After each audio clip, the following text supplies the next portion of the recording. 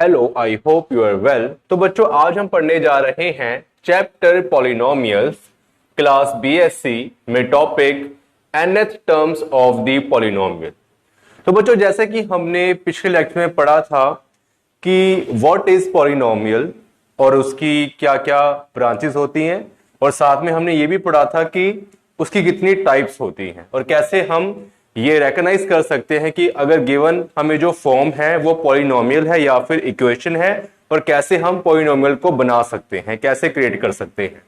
अब बच्चों, यहां पर हमारे पास जो नेक्स्ट टॉपिक है वो है nth टर्म्स ऑफ पॉलिनोमियल, मतलब ऐसी पॉलिनोमियल जिसमें nth टर्म्स हो। ओके, हमने काफी सारी जो पॉलिनोमियल पढ़ी थी, linear polynomial, quadratic and cubic. उसके अलावा हमने मोनोमियल पढ़ा ब्रांचेस में, और binomial, trinomial and so on. हमने काफी सारी ब्रांचेस और टाइप्स पढ़ी पॉलिनोमियल की। लेकिन जब हम बच्चों nth टर्म्स ऑफ पॉलिनोमियल की बात करते हैं तो इसका मतलब क्या है कि जो हमारी पॉलिनोमियल है उसमें nth टर्म्स है। ओके, उसमें कितनी टर्म्स है? nth टर्म्स है। तो सबसे पहले मैं यहां पर लिख लेता हूं कि जो nth terms of the polynomial है वो दिखने में कैसी होगी। तो बच्चों, जो nth terms of the polynomial है वो स्टार्ट होती है a नोट से, ठीक है। उसके बाद हमारे पास आता है a1 x, ठीक है, a के फुट में 1x एंड प्लस a के फुट में 2x square and similarly a के फुट में 3x cube and so on and plus so on 3 dots and plus a n x raise to power n। Okay, तो बच्चों ये हमारी nth टर्म्स ऑफ पॉलिनोमियल होती है। ओके, तो जैसे कि मैं आपको अगर इसकी एग्जांपल बताना चाहूं कि ये कैसे हमने बनाई है, तो बच्चों जैसे कि हम यहां पर क्वाड्रेटिक पॉलिनोमियल लिखते थे a x square and plus b x plus c। Okay, और इसकी मैं अगर एग्जांपल लिखना चाहूं तो मैं यहां पर लिख सकता हूं कोई भी example 2x square and plus 3x and plus 4। तो बच्चों ये हमारी एक क्वाड्रेटिक पॉलिनोमियल है। तो बच्चों जो क्वाड्रेटिक पॉलिनोमियल होती है वो हमारी कहां से स्टार्ट होती है कि जो हमारा ये वेरिएबल होता है इसकी पावर हाईएस्ट होती है। उसके बाद हम जैसे ऐसे लेफ्ट हैंड साइड से राइट हैंड साइड की तरफ बढ़ते हैं तो जो वेरिएबल है उसकी पावर डिक्रीज होती जाती है। और मैंने ऐसे आपको बताया था कि ये जो 4 होता है ये अकेला नहीं होता, इसके साथ x होता है, लेकिन x की पावर 0 होती है। ये आपको मैंने पिछली वीडियो में बताया था। तो यहां पर अगर हम पावर देखें x की तो यहां पर x की पावर 2 है। अगर हम यहां पर x की पावर देखें तो यहां पर x की पावर 1 है। और अगर हम यहां पर x की पावर देखें तो यहां पर x की पावर 0 है। ओके, तो बच्चों ये तो हमारी होगी जनरल फॉर्म जो हमारी इक्वेशन होती थी क्वाड्रेटिक वगैरह। लेकिन बच्चों अगर हम बात करते हैं पॉलिनोमियल की nth टर्म्स की, तो बच्चों इसकी जो स्टार्टिंग है, बेशक आप इसको लिख सकते हो, इस फॉर्म को यहां लिख सकते हो, फिर ऐसे चलते चलते चलते चलते इस वाली फॉर्म को आप राइट हैंड साइड में लिख सकते हो। लेकिन बच्चों मैं अगर इसी फॉर्म की बात करूं तो इसको मैं बताना चाहता हूं कि यहां पर ये होता है हमारा कांस्टेंट। जैसे कि यहां पर ये 4 कांस्टेंट है तो यहां पर ये होता है हमारा कांस्टेंट, ठीक है, ये हमारा होता है कांस्टेंट। तो बच्चों ये लेफ्ट हैंड साइड से राइट हैंड साइड की तरफ जाती है। आप देखें कि अगर यहां पर हम देखें तो यहां पर x नहीं है, मतलब x की पावर यहां पर 0 प्रेजेंट है। तो अगर यहां पावर की बात करें तो पावर 0 है, और यहां पर x की पावर कुछ नहीं है, तो मतलब x की पावर यहां पर 1 है, और यहां पर x की पावर 2 है, ठीक है, और यहां पर x की पावर 3 है।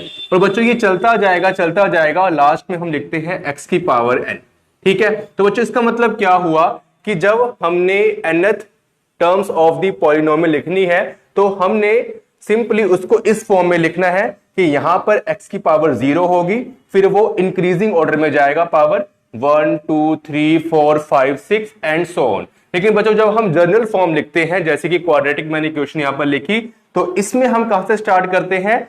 x की पावर हाईएस्ट हो, उसके बाद कम, उसके बाद कम, और उसके बाद मतलब वो डिक्रीजिंग ऑर्डर में जाएगा, ठीक है। तो बच्चों आप चाहो तो इसको भी इंक्रीजिंग ऑर्डर में लिख सकते हो, लेकिन मैं आपको एक फॉर्मूला बता रहा हूं कि अगर हमने इसको ध्यान में रखना है तो आप ऐसे रख सकते हो कि a नोट से स्टार्ट करो, और a नोट हमारा क्या होता है, जैसे कि ये 4 है, ठीक है, हमारा कांस्टेंट। जैसे कि c हो गया। उसके बाद बच्चों यहाँ पर x की पावर 1 है, तो x के साथ जो a1 है, मतलब कि ये a1 क्या है हमारा, x का कॉफिशिएंट है। वैसे ही बच्चों यहाँ पर x स्क्वायर है, यहाँ पर x स्क्वायर है, तो x स्क्वायर का कॉफिशिएंट यहाँ पर 2 है, और यहाँ पर बच्चों a है, तो यहाँ पर x स्क्वायर का जो कॉफिशिएंट a2 है। ठीक है, और बच्चों वैसे अगर हमारी क्यूबिक पॉलिनोमियल हो, ठीक है, क्यूबिक हमारी हो, तो a3 यहाँ पर कांस्टेंट हो जाएगा। और बच्चों ये an हम क्यों लिखते हैं, ठीक है, ये an और x raise to power n हम क्यों लिखते हैं, वैसे ये nth terms of the polynomial है, तो जाहिर बात है कि यहाँ पर an और x raise to power n वाली टर्म्स इंक्लूड होगी। लेकिन बच्चों ये हम क्यों लिखते हैं, इसका मतलब क्या होता है, इसका मतलब बच्चों ये होता है, मान लो कि हमने कोई पॉलिनोमियल बनानी है, हमने कोई पॉलिनोमियल बनानी है, तो हम यहां पर n की वैल्यू पुट करेंगे। मान लो हमने यहां पर क्यूबिक पॉलिनोमियल बनानी है, क्यूबिक, ठीक है, तो हम इस nth टर्म्स वाली पॉलिनोमियल में हम n की वैल्यू को 3 पुट कर देंगे, तो हमारी क्या बन जाएगी, एक cubic polynomial.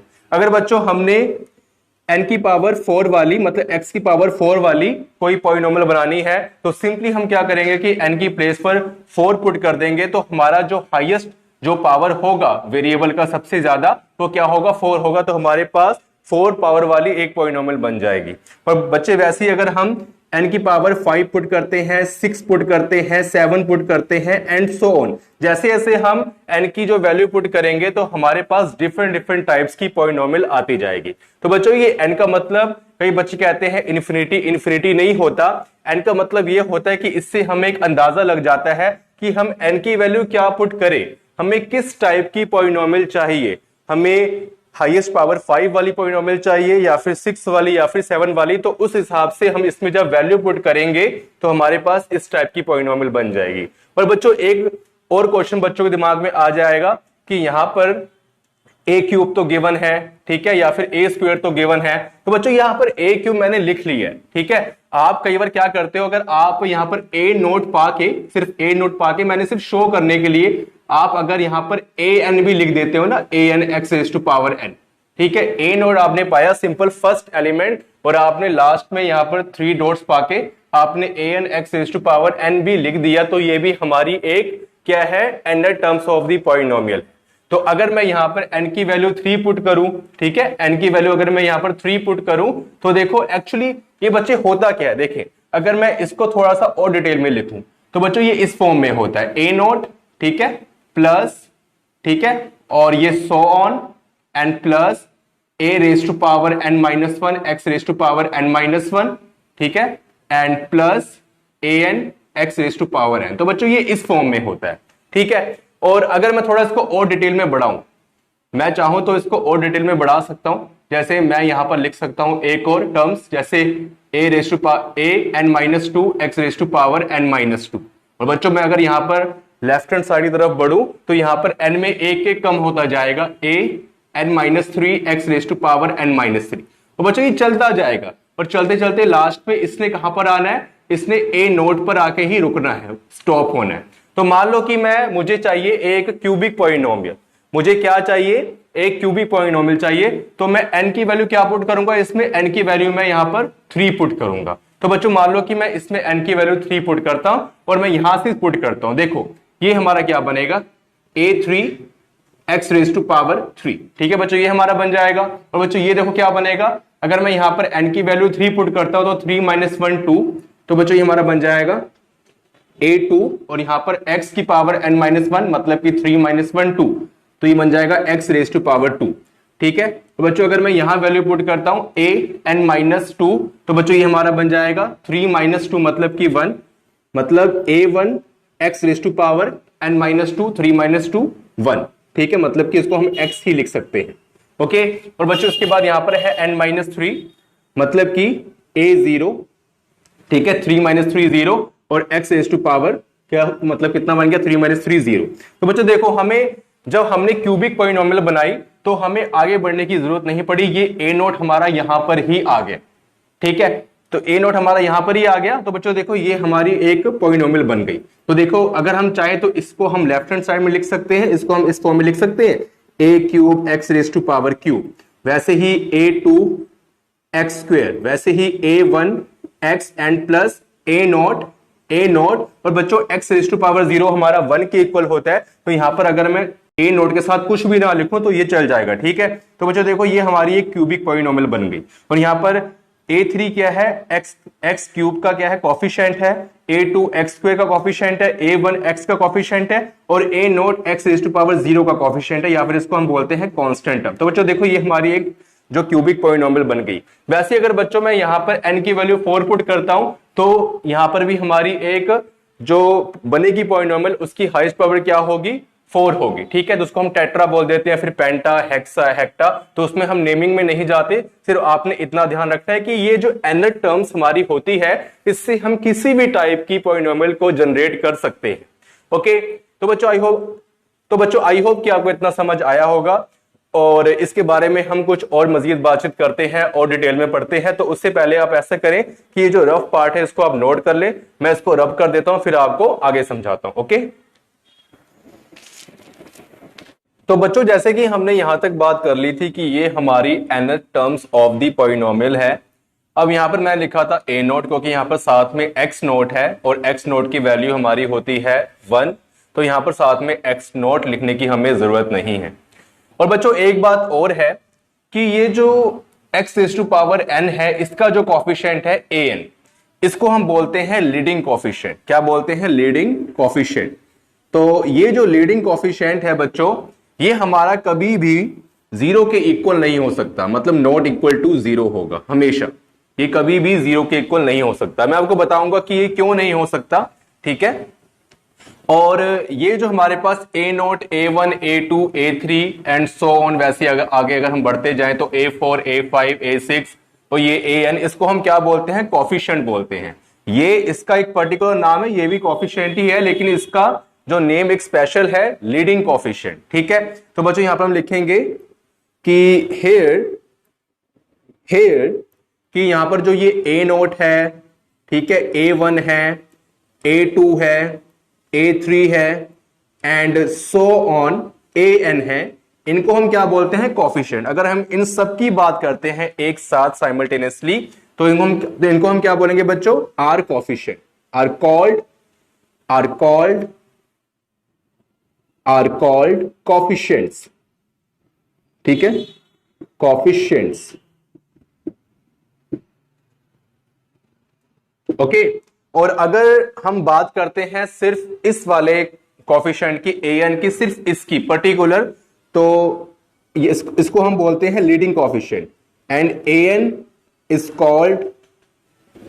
Called leading coefficient, LEADING, leading coefficient, ठीक है। ये मैं आपको बताऊंगा कि इसको लीडिंग कॉफिशिएंट हम क्यों कहते हैं।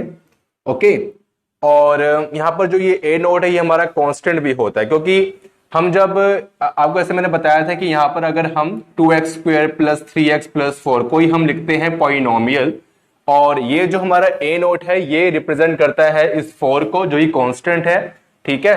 तो ये जो हमारा जो ये वाला 4 है इसको हम कांस्टेंट भी बोलते हैं और कोफिशिएंट्स भी बोलते हैं। वैसे ही जितने भी हमारे ये कोफिशिएंट्स है इनको हम कांस्टेंट भी बोलते हैं, ठीक है। तो यहां पर आप लिख सकते हो कि इनको हम मतलब कांस्टेंट भी कहते हैं। कहीं बुक्स में लिखा होगा कि ये सब कांस्टेंट है तो वो गलत नहीं है, इनको कोफिशिएंट्स भी बोलते हैं और कांस्टेंट भी बोलते हैं, क्योंकि आपको मैंने जो हमारी फर्स्ट वीडियोस में बताया था कि कांस्टेंट टर्म क्या होती है, जो टर्म्स चेंज ना होती हो, जो कि स्टेबल हो, ठीक है, उनको हम बोलते हैं कोफिशिएंट्स। और जो टर्म्स हमारी वेरी करती हैं जैसे कि x, y, z, उनकी जो वैल्यूज है वो डिफरेंट आती हैं डिफरेंट कंडीशंस पर, तो उनको हम क्या बोलते हैं, वेरिएबल्स। ओके, अब बच्चे मैं आपको बताता हूं कि ये हमारा जो लीडिंग कॉफिशिएंट है इसको हम लीडिंग कॉफिशिएंट क्यों कहते हैं, ठीक है, और ये नॉट इक्वल टू 0 क्यों होता है। तो देखें, मान लो अब ये जो लीडिंग कॉफिशिएंट मैंने आपको बताया था कि जो हमारी x की जो हाईएस्ट पावर होगी उसका जो कॉफिशिएंट है वही क्या होता है, लीडिंग कॉफिशिएंट। जैसे कि मान लो ये हमारा इस क्वाड्रेटिक पॉलिनोमियल में, ये हमारी एक क्वाड्रेटिक पॉलिनोमियल है, और यहां पर जो x की हाईएस्ट पावर है वो ये वाली है, ठीक है, x रेज़ टू पावर 2। इसका जो कॉफिशिएंट बच्चों 2 है, यही हमारा क्या है, लीडिंग कॉफिशिएंट, यही हमारा क्या है, लीडिंग कॉफिशिएंट। और बच्चों ये कभी भी 0 के इक्वल नहीं हो सकता। बाकी और जो कॉफिशिएंट है वो 0 के इक्वल हो सकते हैं, लेकिन ये वाला जो कॉफिशिएंट है ये कभी भी ये 0 के इक्वल नहीं हो सकता। क्यों? क्योंकि मान लो कि ये अगर 0x² ठीक है and plus 3x and plus 4 हो गया तो बच्चों 0x² हमारा 0 के इक्वल होगा, तो यहां पर हम क्या लिखेंगे 0 प्लस 3x प्लस 4, और 0 प्लस 3x4 में हम इसको ऐसे भी लिख सकते हैं 3x प्लस 4। तो बच्चों इससे हम रेकग्नाइज नहीं कर सकते कि ये जो हमारी पॉलिनोमियल थी ये हमारी क्वाड्रेटिक पॉलिनोमियल थी। क्यों? क्योंकि ये हमारी बन रही है लीनियर पॉलिनोमियल। क्या बन गई है? Linear polynomial, linear polynomial. तो बच्चों इससे क्या हुआ कि जब हमारा लीडिंग कोएफिशिएंट 0 के इक्वल हो जाता है तो उसकी जो रियलिटी होती है उसको हम रेकग्नाइज नहीं कर सकते कि वो पॉलिनोमियल किस टाइप की है, वो क्वाड्रेटिक है, वो क्यूबिक है या फिर कोई और है। तो इसलिए जो लीडिंग कोएफिशिएंट का नॉट इक्वल टू 0 होना लाजमी है कि वो 0 के इक्वल नहीं होगा। मान लो कि और हमारा वेरिएबल है, मान लो ये 2x² मैंने लिखा, ठीक है, और मैं डायरेक्टली मैंने यहां पर +4 लिख दिया, तो बच्चों इससे हम ये कह सकते हैं कि ये हमारी क्वाड्रेटिक पॉलिनोमियल है। क्योंकि यहां पर ऐसा हो सकता है, हम कह सकते हैं कि 2x² है और जो यहां पर x का जो कोएफिशिएंट होगा वो हमारा 0 होगा, इसलिए हमने वो वाली टर्म यहां पर इंक्लूड नहीं करी, नहीं लिखी। ओके, तो अगर ये हमारा 0 हो जाता है तो ये फिर लीनियर पॉलिनोमियल बन जाएगा। लेकिन और कोई टर्म, मान लो अब ये सारी टर्म्स थी हमारी, मतलब 2x², ठीक है, और ये 0x है और ये 0 है, तो इसको हम सिर्फ ऐसे लिख सकते हैं 2x²। तो अगर बच्चों हमने यहां पर सिर्फ ओनली ऑन 2x² लिखा है तो इसका मतलब भी क्या है कि ये हमारी एक क्वाड्रेटिक पॉलिनोमियल है। मतलब इससे हम पहचान कर सकते हैं कि ये हमारी क्वाड्रेटिक पॉलिनोमियल है। मतलब और जो हमारे दूसरे कांस्टेंट है, जो कोएफिशिएंट है, वो अगर हमारे 0 हो जाए, लेकिन ये जो लीडिंग कोएफिशिएंट अगर हमारा 0 हो जाए तो हम पहचान नहीं कर सकते कि वो हमारी किस टाइप की पॉलिनोमियल है। जैसे कि ये 3x प्लस 4 बन गया, ये तो बता रही है कि ये लीनियर पॉलिनोमियल है ना, तो इससे हम पहचान नहीं कर सकते। तो बच्चों इसकी वजह से यही वजूहात है कि जो ये an है, जो हमारा लीडिंग कोएफिशिएंट होता है, ये नॉट इक्वल टू 0 होता है। अब दूसरी बात आती है कि इसको लीडिंग कोएफिशिएंट क्यों कहते हैं। अब बच्चों जैसे कि ये लीड करता है, लीड मतलब ये सबसे आगे होता है। जब हम लिखते हैं पॉलिनोमियल को इस फॉर्म में, जो इसकी जनरल फॉर्म होती है, ठीक है, तो ये देखें सबसे आगे कोएफिशिएंट हमारा ये है, इसके पीछे सब होते हैं। तो जो चीज आगे होती है, जो कि सरदार है, आप ये कह सकते हो, जो मेन किसी ग्रुप का सरदार है, तो वो लीड करता है, इसलिए इसको क्या बोलते हैं, कोएफिशिएंट तो है ये सारे, लेकिन ये लीडिंग कोएफिशिएंट है। ये क्या है? लीडिंग कोएफिशिएंट, क्योंकि ये लीड कर रहा है पूरी पॉलिनोमियल को। ओके, तो बच्चों आई होप कि आपको n terms of the polynomial समझ आया होगा, और ये हमारा सारा रफ पार्ट था। आपने सिर्फ इतना ही नोट करना है, आपने सिर्फ इतना ही नोट करना है कि ये हमारी एक n terms of the polynomial है। यहां पर जो an है वो कभी भी 0 के इक्वल नहीं हो सकता, मतलब कि an नॉट इक्वल टू 0 होगा, और a नोट a1, इसको हम a0 जो है इसको a नोट भी बोलते हैं, ठीक है बच्चों, a note a1 a2 a3 so on an हमारे, इनको हम कोएफिशिएंट्स भी बोलते हैं और कांस्टेंट भी बोलते हैं। यहां पर आप कांस्टेंट भी लिख लो, कांस्टेंट्स, ठीक है, कांस्टेंट्स भी बोलते हैं बच्चों इनको हम। और ये जो an है ये हमारा क्या है? लीडिंग कोएफिशिएंट होता है। इसका नेम क्या है? Specially leading coefficient. वैसे ही कांस्टेंट है, लेकिन अगर उसमें भी हम इसको डिटेल में पढ़ना चाहे तो ये हमारा लीडिंग कोएफिशिएंट है। तो बच्चों आई होप कि आपको n terms of the polynomial समझ आया होगा।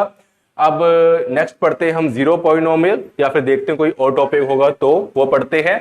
तो उससे पहले आप इतना नोट कर ले। Thank you so much.